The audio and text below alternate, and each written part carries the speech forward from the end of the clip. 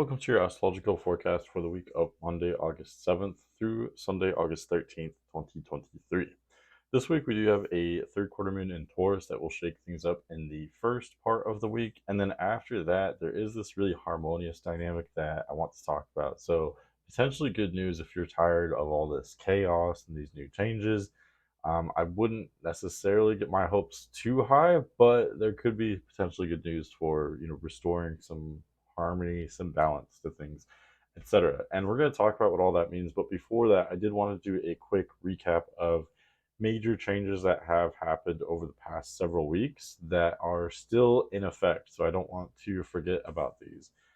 So, for example, the first one I wanted to mention, the nodes did just recently change signs in mid July. So that was July 17th. And we still have North Node in Aries, South Node still newly in Libra. So I just wanted to mention that real quick. So, again, the major focus of these changes that are occurring for us on a societal level, they've shifted from, possession and investments and, how we support ourselves.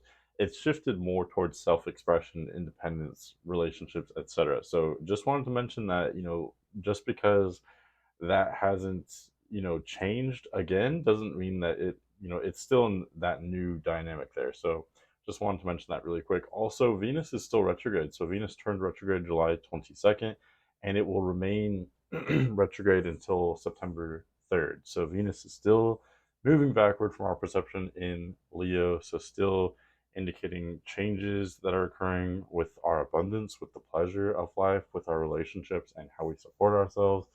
All of those things have kind of gone offline. They've become more subconscious, more nuanced, more subtle, and this is what's allowing these kind of subconscious changes to occur in those areas. And then last couple things, just last week we had, of course, the full moon in Aquarius, so we're still kind of coasting off of the intensity and the high vibes, I guess you could say, high energy. All of that really kind of exploded with that full moon last week. So we're still kind of coasting off of that going into this week. And then, very last thing I wanted to mention really quick is Mercury did enter the pre-shadow zone. I talked about that, a lot last week. So Mercury is still continuing through the pre-shadow all week this week, and I believe it turns retrograde August 23rd. Yeah, that's correct. So still, for a while now, for most of August, really, Mercury is cruising along. It's traveling very fast. We're in uncharted territory. The information is coming to us very quickly. There's so much, so many new things happening from so many different directions in our personal lives as well as collectively that we really just can't attain all of it. We can't integrate all of it. This is especially true because Mercury is exalted in Virgo. So the information is heavy, it's dense, it's straightforward, but there's just so much of it that we can't possibly integrate all of it. So, like I said last week, this is okay. And this is what the retrograde cycle is for. We will have slower times where we can go back and, get that more thorough understanding later on once Mercury turns retrograde. So a lot of new changes over the past few weeks that are still, many of these are still in effect as we go on. So I just wanted to make sure we hadn't, forgotten about some of these because they are pretty impactful. These are a big deal for sure. But yeah, really the only main things I have for this week are definitely the third quarter moon in Taurus. I know, quarter moons in general aren't really focused on as much as full or new moons, but they are equally, if not even more important, I would say. The third quarter moon often represents a crisis in consciousness. It represents a time of sudden changes. This is a time where the moon appears half full in the sky. It's called a third quarter moon, though, because it signals the start of the third quarter of the lunar cycle. It starts the last quarter, basically. It's the third quarter point. It's, the lunar cycle is 75% completed. So we're entering that last quarter of the lunar cycle, if that makes sense. Hopefully that helps a little bit. But when the moon squares the sun like that, it does signal a critical mass crisis point, a point of sudden changes. This third quarter moon is interesting because it's conjunct Jupiter. So we're going to talk about what that means in more specifics when we get into the day by day forecast. And then last thing I did mention is there is this really interesting dynamic of harmony coming into play in the latter half of the week. And I'm actually going to wait to talk about that till we get to the day by day forecast as well, just to keep you waiting a little bit for that one. But yeah, with that being said, let's get into this day by day forecast here. So we start out Monday, August 7th, with the moon changing signs, and that's actually one more thing I wanted to mention in the intro as well, is that part of this harmonious dynamic is the signs that the moon will be transiting over this week. So I would really say in this half of the zodiac that the moon is entering, it does pretty well in really all of these signs. So, moon in Taurus, Gemini, Cancer, Leo, Virgo, Libra, all of these spring to summer to early fall signs, moon tends to do pretty well. And so, basically, what that means is, this is, of course, a huge generalization, but generally speaking, how we are on a collective emotional level tends to be a little bit easier, a little bit more normal, I guess you could say, when moon is transiting through all of these signs. So that, we are kind of starting that on Monday with the moon leaving Aries and entering Taurus, where it is exalted. So again, moon in Taurus, it's exalted. It's the best shot we have of feeling emotionally normal, feeling moon in Taurus represents this kind of sweet spot where we have very set boundaries and we can represent ourselves and our own self-interests. But at the same time, we can be receptive to others. We can be empathetic as well. So Taurus is kind of this kind of perfect sweet spot for the moon. Keep in mind, though, that we are already kind of ramping up for the third quarter moon at this point, because Sun is in Leo, Moon in Taurus does square, Taurus squares Leo. So although Moon in Leo, although Moon in Taurus is typically, very harmonious, and we still may have some elements of that, of, again, collectively feeling sturdy, stable, grounded, but also receptive. We still have that to some degree, but keep in mind the context here. This is at odds with where the sun is. Already, even by noon Eastern Standard Time, moon is at 5 degrees Taurus, so it's only about 9 degrees away from that exact square aspect to the sun. In other words, even on Monday, although we don't technically have that exact third quarter moon yet, we're already very much in the midst of it. We're already experiencing it. So, again, this is a time of a crisis in consciousness, changes. And a lot of these changes are physical, during quarter moons in general, physical activity, physical changes. Everyone's a bit more rowdy, a bit more energetic, a bit more agitated than normal. A lot of that is very physical, but with the third quarter moon specifically, a lot of it is mental and psychological as well. Once we get into these later stages of the lunar cycle, things tend to become increasingly subconscious and ethereal and spiritual. So the third quarter moon, I think, is kind of, a huge initiation of that more subconscious, this is starting the last quarter of the lunar cycle. So things do get kind of weird, dreamy, spiritual, psychological. This is definitely part of that. So definitely a lot of physical changes, obvious changes, manifesting in a very literal way, but also what's going on spiritually, what's going on mentally. A lot of these changes are psychological. So this may be a great time for, reevaluating your beliefs or your approach to things. How are you thinking about a certain situation, etc. For more specifics, you can always look to where the moon, as well as the sun, I suppose, where are these falling in your chart? Where does Taurus fall in your chart? Because that's where the moon will be for the next couple days as we start the week here. Okay, so that's where you can expect to see some of these changes again, especially kind of on a mental, psychological, or spiritual level. So, are you changing your attitudes and beliefs regarding your career or your home life or just yourself and your self image, etc.? You can look to what houses Taurus falls in your chart for more on that. But that's pretty much what I have for Monday. Maybe feeling more sturdy and strong in our emotions, yet at the same time, this in itself brings about challenges this week. This brings about kind of a crisis in consciousness, if you want to call it that, something along those lines. And this is ramping up. Really, for a Monday, I think this is actually a pretty good energy because ideally for Monday, I like to see something that boosts the productivity, something that gets us going and gets us motivated, gets us maybe a little bit agitated so we can get some work done, make some kind of changes, etc. So this would definitely fit the bill for sure, and this isn't the most chaotic quarter moon I could possibly think of. Third quarter moons do tend to be a tiny bit more subdued than, or excuse me, third quarter moons like this one tend to be a tiny bit subdued compared to first quarter moons. Either one, the reason why I'm comparing them is because in either one you have the moon lit up halfway, I guess you could say. But depending on which side of the moon is lit, or in other words, depending on which side of the lunar cycle we're on, it is slightly different. First quarter moons tend to be more intense, more physical. This one, the third quarter moon tends to be, again, more psychological, more spiritual. But also the signs that the sun and moon are in for this one tends to make this a tiny bit easier, I would say, because sun is in domicile in Leo. This is a pretty easy, familiar energy for us collectively. And then moon, again, is exalted in Taurus. So yes, the sun and moon are clashing, but they're both in signs that are very comfortable for them, very strong for them.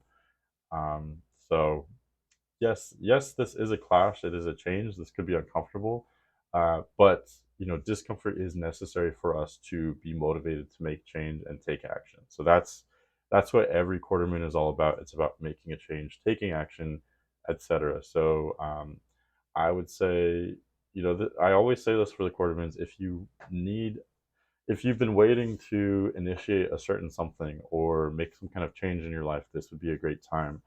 Or, let's say you don't have any important change, nothing significant you want to change or start. At least just be physically active, especially with the signs that the sun and moon are in. Sun in Leo, which is very fiery, very active.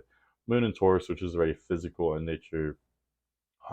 Spend some time in nature, be physically active, do something, that will help to integrate. And, if you do have some kind of change going on internally, mentally, spiritually, being active can help those changes as well. Okay. So that's really my advice for Monday. But keep in mind, we haven't felt the peak of the intensity of this dynamic quite yet. That will happen tomorrow. Okay, so speaking of, we're going on to Tuesday, August 8th. Moon, of course, continues through Taurus. And early in the day, Eastern Standard Time, Moon will make that exact 90-degree aspect with the Sun. And then that's where we get that exact peak of the third quarter moon. This will occur when the moon is at 15 degrees Taurus, squaring the Sun, which is at 15 degrees Leo. And you can see that Jupiter is at 14 degrees Taurus. So there's this pretty close conjunction of the third quarter moon, the moon and Jupiter both at 14, 15 degrees Taurus. They're both sort of squaring the sun at the same time, basically. Okay. So first of all, just with the third quarter moon itself, we continue these dynamics that really started on Monday, but these dynamics peak early on Tuesday with this psychological changes, spiritual changes, changing our attitudes and beliefs. Much of these changes, will affect the physical. There could be that physical rowdiness, physical change, physical action, but again, a lot of it is spiritual or psychological as well. So that peaks early on Tuesday. Because Jupiter is conjunct here, I think that's really interesting. So Jupiter kind of fits the narrative of third quarter moons anyway. We talked about how third quarter moons are simultaneously physical as well as sort of psychological. Jupiter is too. Jupiter is something that really kind of stirs the pot and gets us going. Jupiter is a benefic, so its energies tend to be very easy. There's this abundance that's associated with Jupiter, so that is very positive, I would say. I think Moon being near or conjunct Jupiter in general, that it's an aspect I've thought about lately because I do think it is particularly sweet, particularly abundant in nature.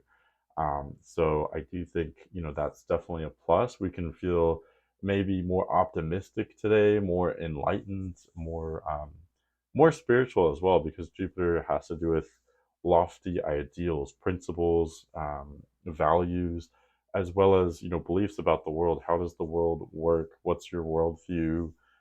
Jupiter likes to get psychological and a bit maybe controversial at times. So we may be thinking about these kind of larger ideas. We may be thinking on a more deep level and more subject or prone to changing our beliefs in a deep way today. So on the one hand, there could be this kind of stress or anxiety that comes with these changes and comes with this intensity. But on the other hand, there is that abundant energy, there's that optimism, there's that enthusiasm from not only Jupiter and Moon conjunct, but also Sun and Leo as well. We're continuing Leo season. So we're in this general vibe, general atmosphere of, the optimism that comes with the middle of summer in the northern hemisphere. Okay, so yeah, so that's kind of a mouthful. It's definitely a very dynamic energy, but again, these things don't have to be bad. They don't have to be stressful or annoying or irritating. Just take advantage of this. Make some kind of change. At the very least, you have to either make some kind of change or be active in some sort of way if you want to avoid that stress, restlessness, anxiety, etc. I always say, this would be the worst time to just, if you need a day just to rest, at least go for a walk or something, because, just laying around your house all day on a day like today is going to probably drive you crazy. It's just not the best day for it. One quick side note I did want to mention is that I noticed Venus conjoins Lilith today.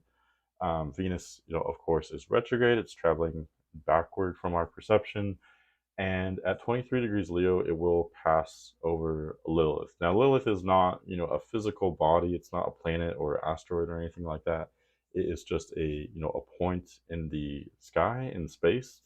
But still, I wanted to mention this. Lilith is kind of this, I don't know, it's hard for me to define it in a quick way, but Lilith is sort of this kind of dark feminine energy. Definitely not evil, but I would say definitely dark, kind of this ruthless, untamable, wild, divine feminine.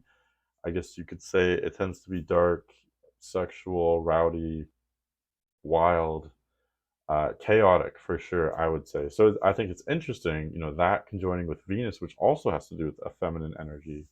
And Venus is retrograde, of course. So we're already undergoing these changes with the pleasure, with the abundance, with how we support ourselves, with our relationships, with how we relate to abundance and pleasure in general.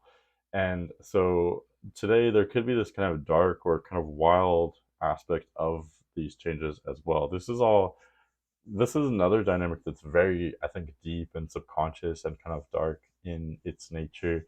And to be totally honest with you, I don't think everyone will experience this in a super visceral type of way. I think for most of us, we're just going to be focused on these changes with the third quarter moon. I think only those that have, maybe placements near 23 degrees Leo or the other fixed signs, 23 degrees Scorpio, Aquarius, or Taurus, um, you know, mostly it will just be those of you that have those placements that will notice these kind of dark changes happening. It's hard for me to define exactly, but I know that, if you experience it, you'll get what I'm talking about. You'll know what I'm saying. Yeah, and definitely if you have placements anywhere in Taurus, for sure, those are where these changes are happening at the start of the week. So definitely a very chaotic start to the week, but also really great if you want to start something, make a new change, be active in really any kind of way. Okay.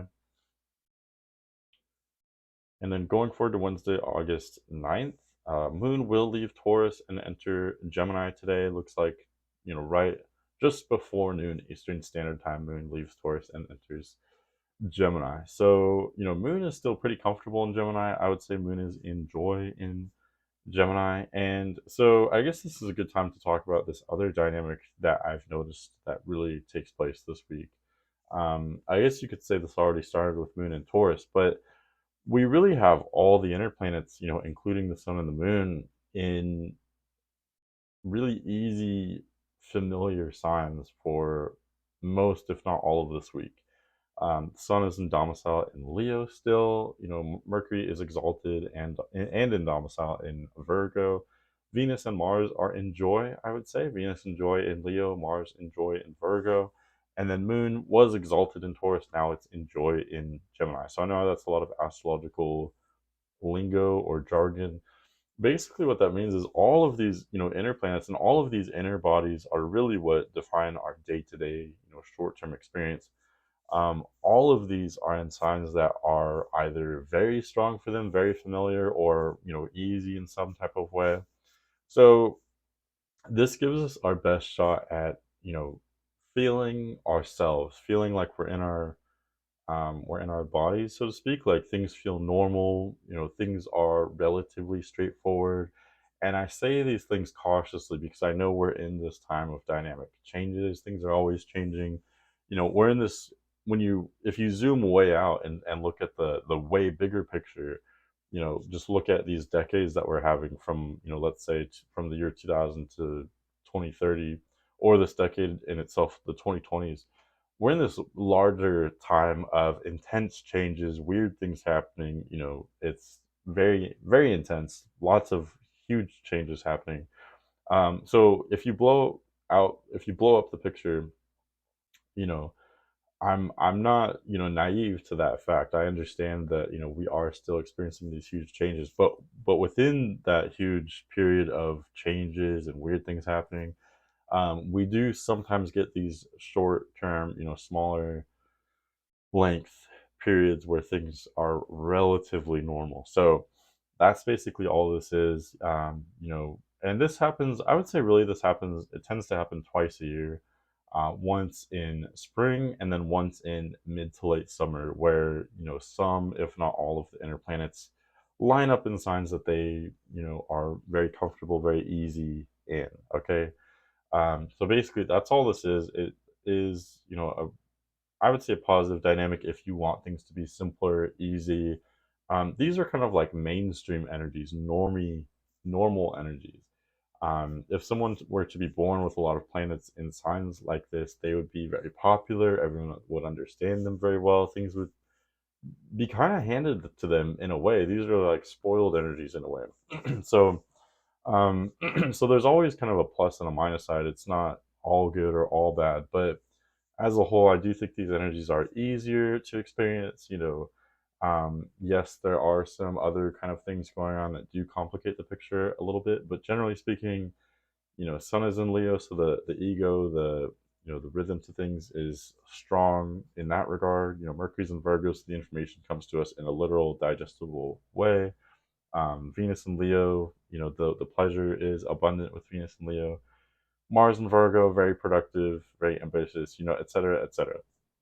Today, with Moon entering Gemini, Moon is no longer exalted in Gemini, but, again, if you look at the dynamic between the Sun and the Moon, this becomes more harmonious with Moon entering Gemini because Gemini and Leo form a sextile to one another. These are more harmonious, they blend together more readily than Taurus and Leo would.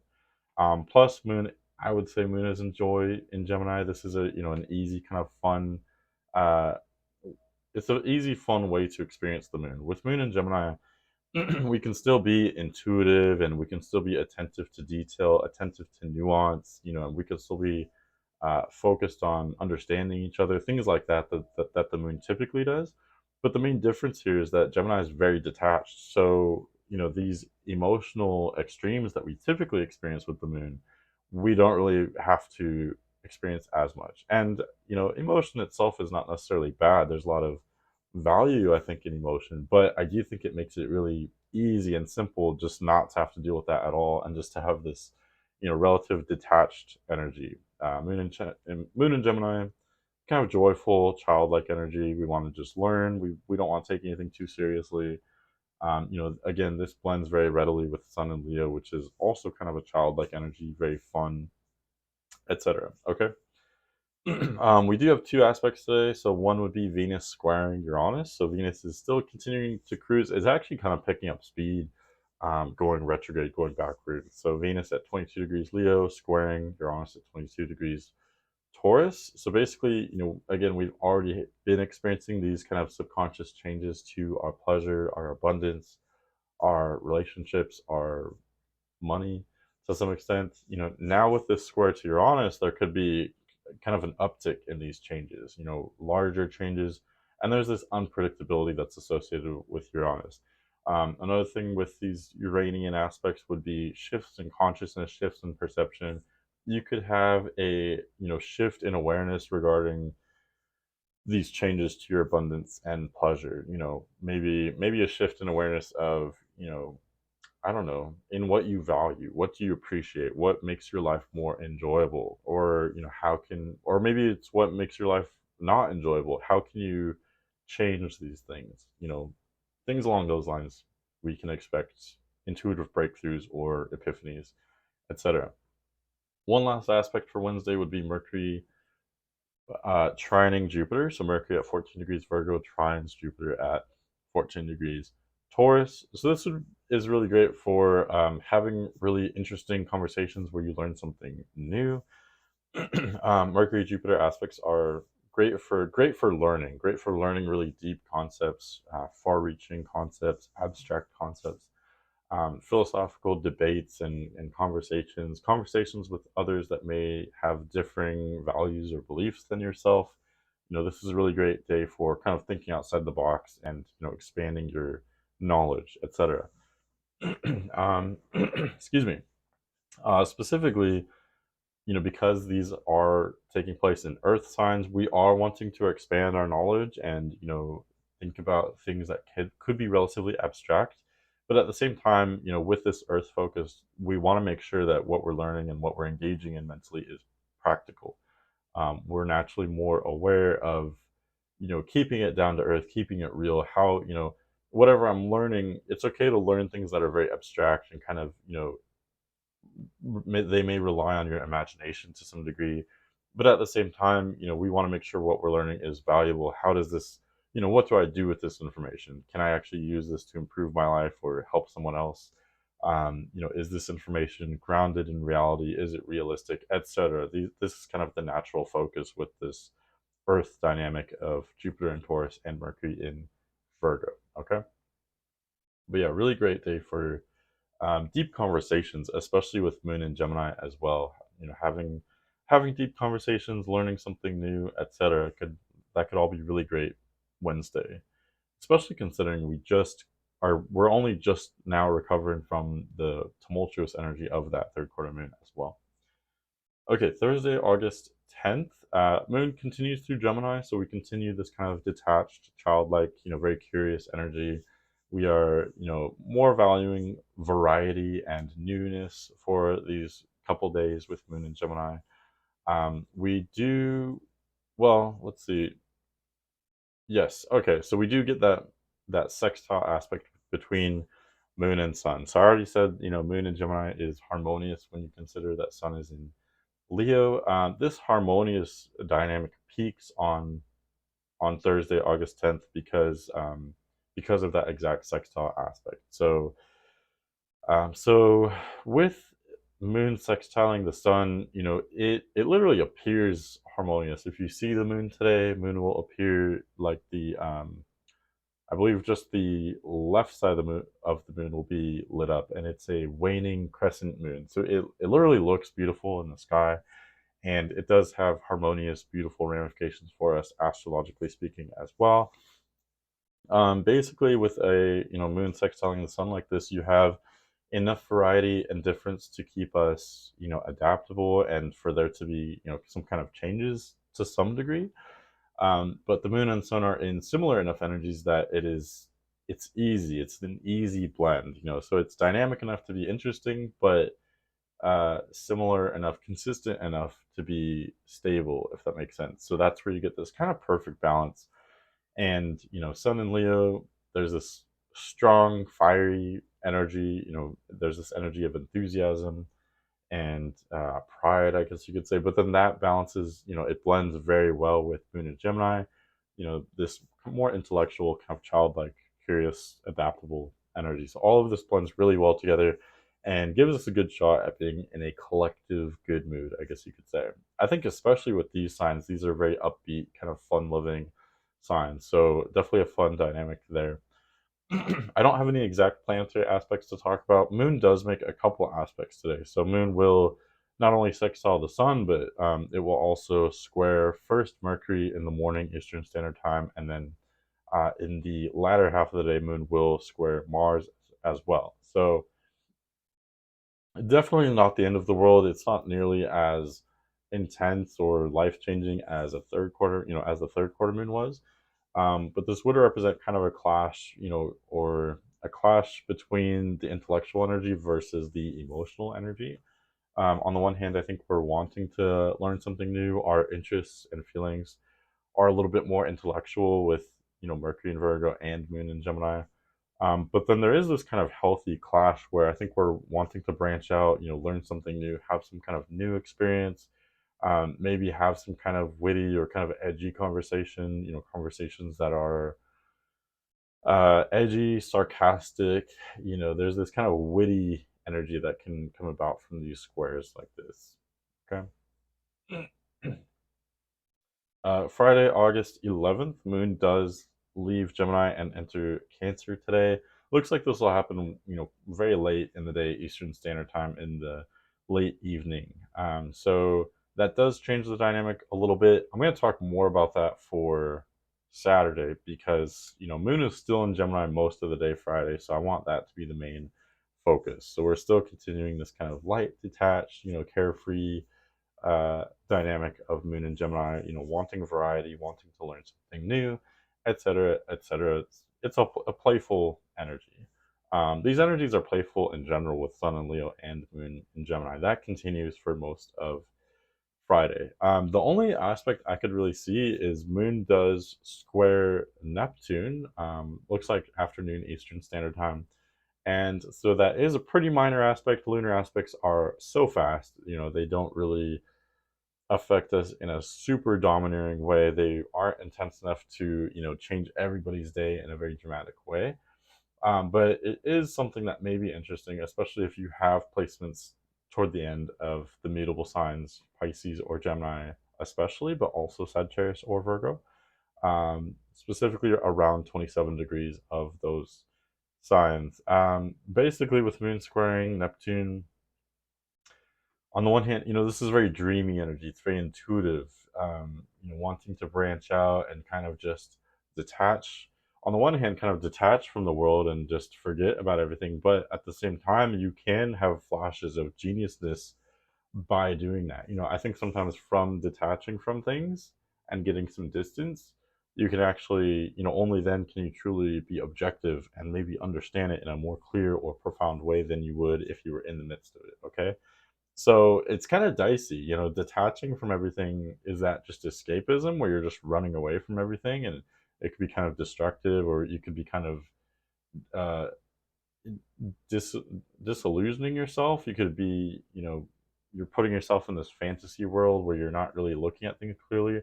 Or, like I said, are you just detaching to the extent where, we all need that from time to time in order to actually get a clearer picture of the world? So, even just talking about it, it's not clear. It's not a straightforward energy to talk about. It's not easily definable.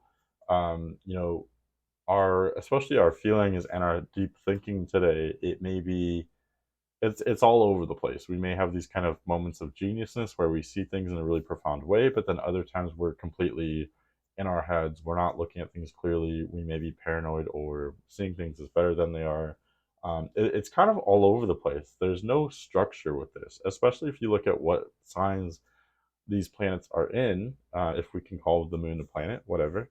But Moon in Gemini, Neptune in Pisces, I would say these are the least structured signs. These signs they're all over the place. They're kind of a mess, if I can say that, in a loving way. So basically, it's all over the place. Again, it's not a super big deal. This is a very brief aspect, but I did think it was kind of interesting. This could be beneficial for, I don't know, maybe learning something new, seeing things in a different way. I think it'd be most beneficial, at least in a reliably way. It would be most reliably beneficial with creative projects. If you want to just kind of, get loose and create some kind of artistic project, if you're like painting something or imagining, if you're like imagining some kind of story or something, that would be really great for this. But in other areas, this is not going to be a reliably useful aspect. It's going to be kind of fleeting and constantly changing and not a super big deal. Don't worry about it too much, but something that I thought was kind of interesting to mention for Friday for sure. All right, Saturday, August 12th. As I mentioned, Moon does enter Cancer late in the day, Friday, Eastern Standard Time. So We will have Moon in Cancer all day Saturday and really all weekend for that matter. And what's interesting, again, to bring up this topic of increased harmony and all the planets kind of where they are meant to be, ideally where they like to be, I guess you could say, if you want to personify them. Moon is in domicile in Cancer, so the Moon is in its home sign, in her home sign, we could say. And now Sun and Moon are in. I was gonna say they're in mutual reception, but I guess that's actually not correct. They're each in their home signs. All the not all of them, but many of the planets are at home. They're in their home signs. Definitely Sun, Moon, and Mercury, for example, are each in their home signs. So this is kind of perfect. This is kind of straightforward. The masculine energy, the ego, as represented by the sun, is how we would expect it to be. It's fiery, it's strong, it's proud. Mercury having to do with the mental energy, the intellect, the information.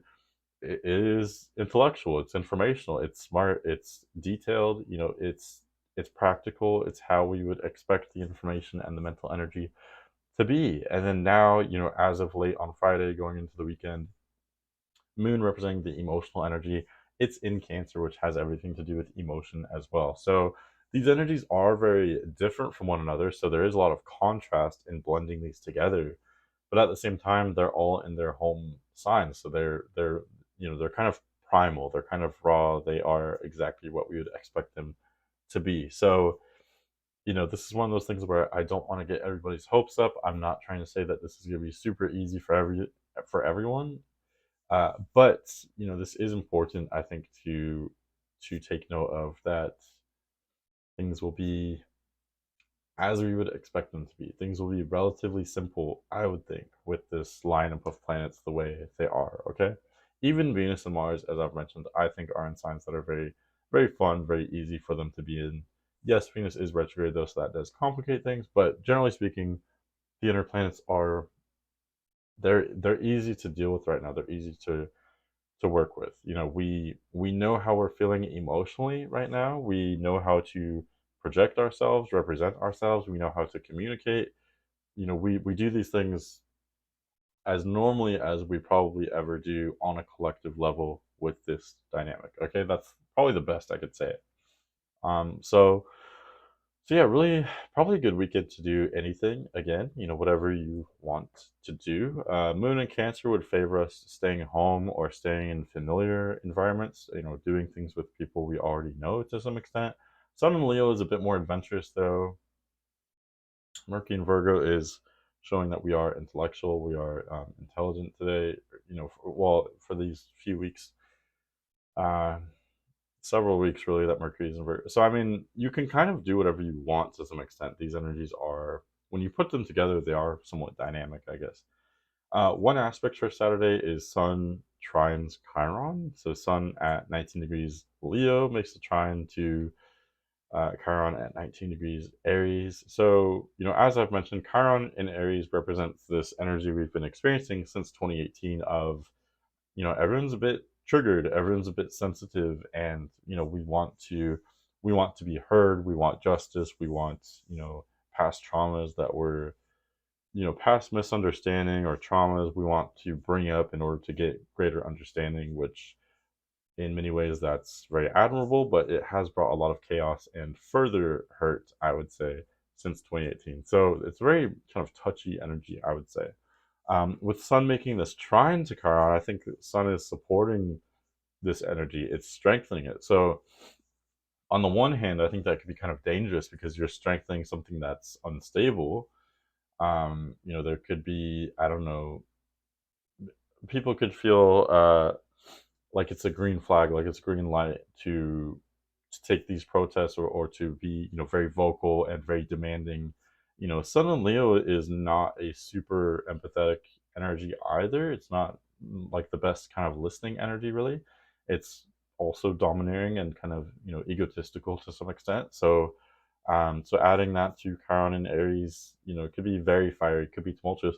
On the other hand, though, trines are easy aspects, and Sun is in domicile in Leo, so it could strengthen this energy in the sense of you know maybe we are demanding justice, demanding understanding, but in a way that is truly strong and maybe a little bit more stable. We've got more like girth, or we have more of a foundation in requesting something or demanding something. It's hard to say. Chiron is a dwarf planet. It's like a comet, I believe. Um, I say these things with I would take it with a grain of salt. I do think Chiron is worth mentioning. I think these things are tangible, but not as tangible as these other aspects with these planets, if that makes sense. So this is another one of those things that you're mainly going to feel if you have planets. I would say around 19 degrees of the fire signs, especially Aries or Leo, but also Sagittarius to some degree. Mostly for those of you that have those placements, you're gonna experience those changes that I just described. But for all of us in general, this could be just something kind of like a passing phase today, something that is maybe noticeable but not super dramatic. Okay.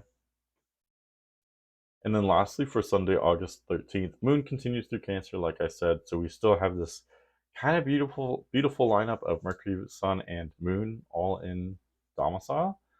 And there are other energies in domicile as well, like Neptune, for example. And then Venus and Mars in Joy. So again, that continues through all of the weekend.